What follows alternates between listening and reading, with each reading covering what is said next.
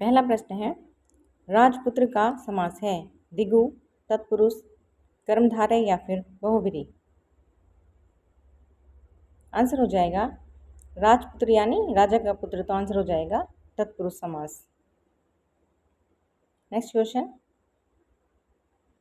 नीलकमल का समास है, मतलब नीलकमल में कौन सा समास है? कर्मधारय, द्वंद्व, अव्ययीभाव या फिर बहुव्रीहि। आंसर हो जाएगा कर्मधारय।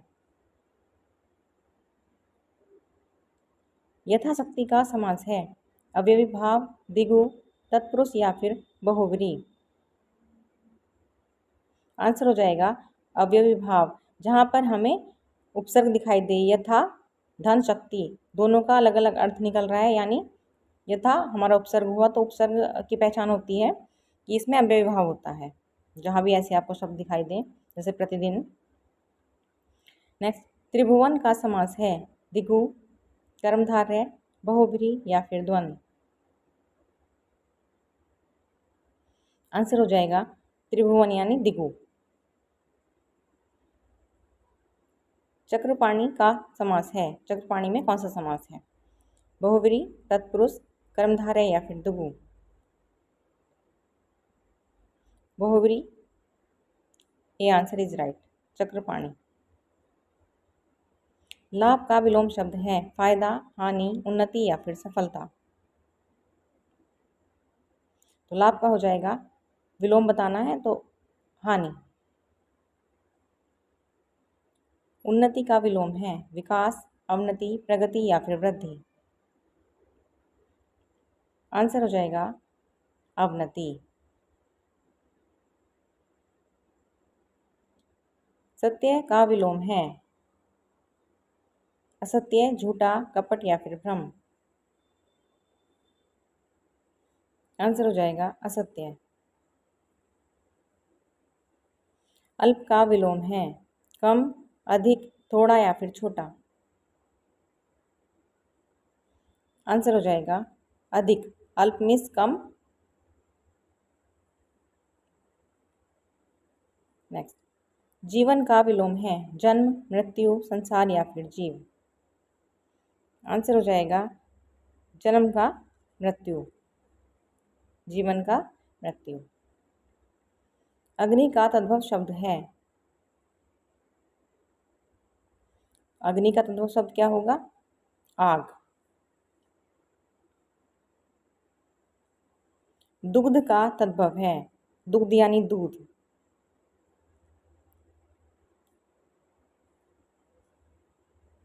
नयन का तद्भव है आंख, नेत्र, लोचन या फिर दृष्टि।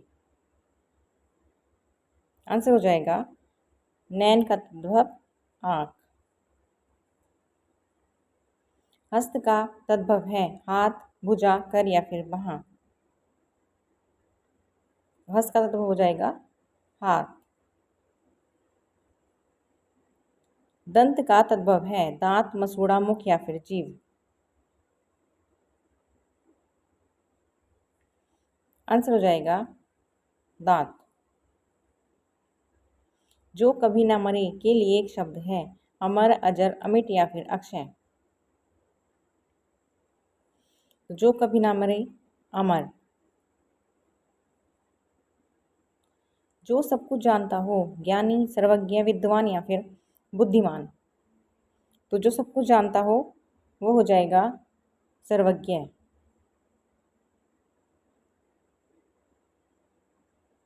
जो पढ़ने योग्य हो पठनीय, लेखनीय, दर्शनीय।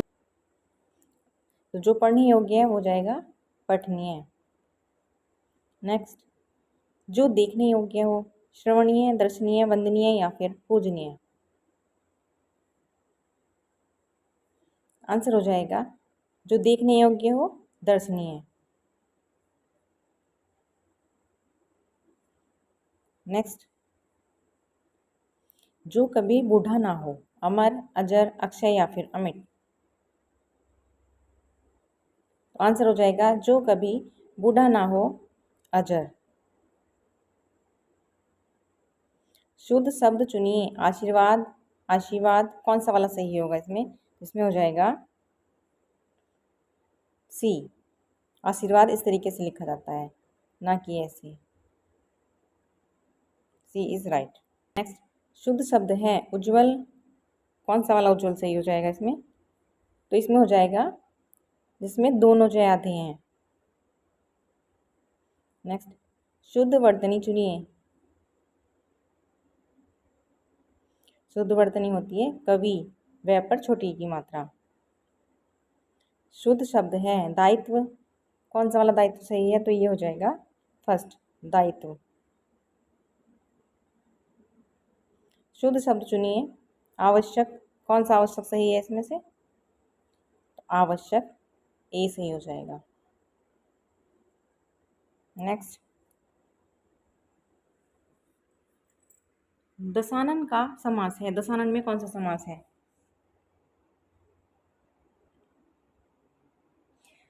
दशानन यानी 10 है आनंद जिसके, अर्थात बहुवीरी समास।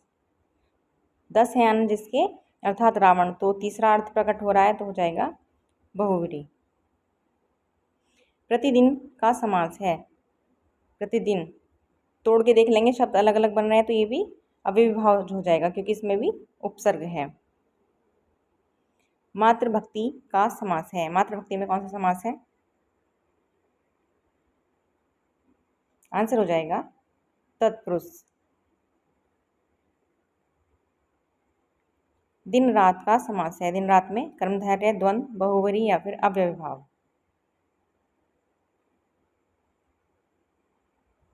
आंसर हो जाएगा द्वंद्व।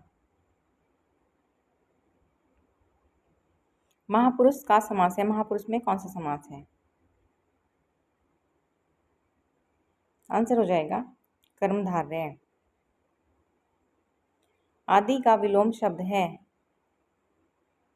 प्रारंभ, अंत, आरंभ या फिर उदय। आदि का विलोम हो जाएगा अंत। आदि का मतलब शुरुआत।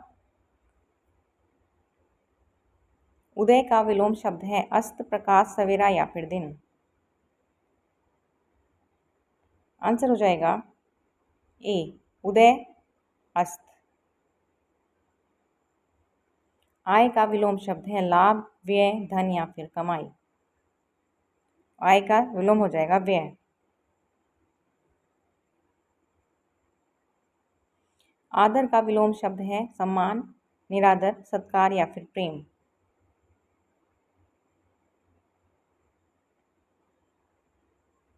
आदर का हो जाएगा निरादर।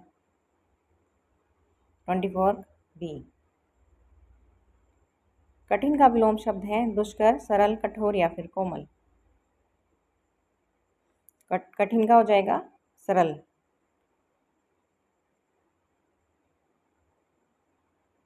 कर्ण का तद्भव शब्द है, कर्ण यानी कान। ये तत्सम है और ये तद्भव है। मुख का तद्भव शब्द है मुख यानी मुंह। नेक्स्ट, अक्षी का तद्भव शब्द है तो अक्षी यानी आंख। पुष्प का तद्भव शब्द है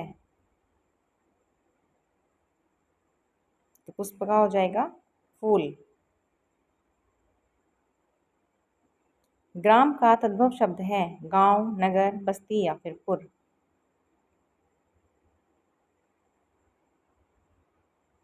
फोर्टी का आंसर हो जाएगा ग्राम यानी गांव।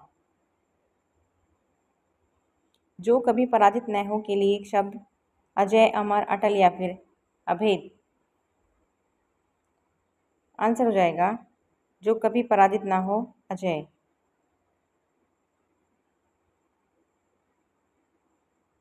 जो दूसरों का उपकार करे के लिए एक शब्द है परोपकारी, दयालु या फिर सज्जन या उदार। आंसर हो जाएगा परोपकारी। जो क्षमा करने योग्य हो के लिए एक शब्द है क्षम्य, क्षमाशील, सहनीय या फिर पूजनीय। आंसर हो जाएगा क्षम्य।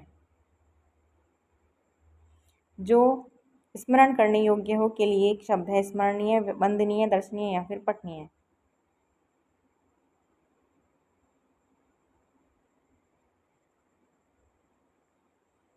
आंसर हो जाएगा स्मरणीय। जो अनुकरण करने योग्य हो के लिए एक शब्द है अनुकरणीय, वंदनीय, प्रेरक या फिर अनुयायी। तो जो अनुकरण करने योग्य हो तो हो जाएगा अनुकरणीय।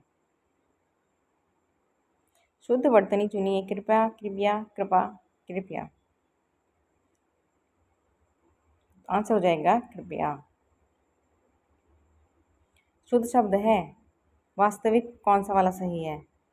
वास्तविक, छोटी की मात्रा वह पर। नेक्स्ट, शुद्ध शब्द चुनिए। स्वास्थ्य, स्वास्थ्य कौन सा है इसमें सही?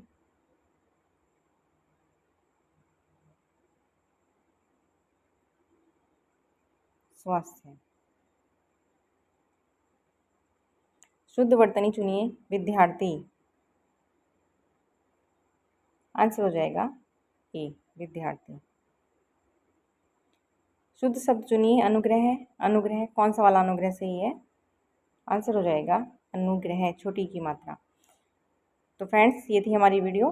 अगर आपको अच्छी लगी हो तो चैनल को सब्सक्राइब और वीडियो को लाइक शेयर जरूर करना। अब मिलेंगे नेक्स्ट वीडियो में।